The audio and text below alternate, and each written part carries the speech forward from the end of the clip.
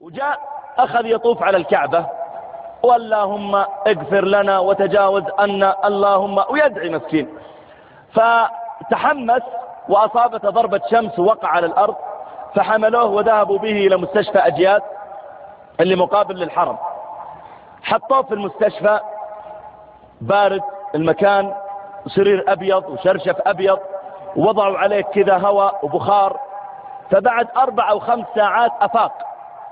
أول ما أفاق التفت يمين فإذا الغرفة أبيض في أبيض، التفت يسار فإذا الغرفة كلها، نظر إلى الشرشف إلى البطانية إلى السرير فإذا أرائك بيض.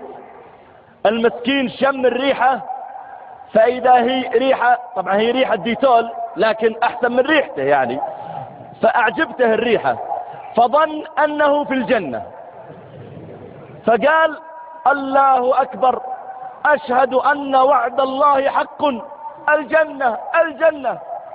فالتفت يمين فرأى 5 ممرضات فلبينيات. فلما شاف لابسات أبيض في أبيض قال الله أكبر، الهور الإين الهور الإين الهور الإين.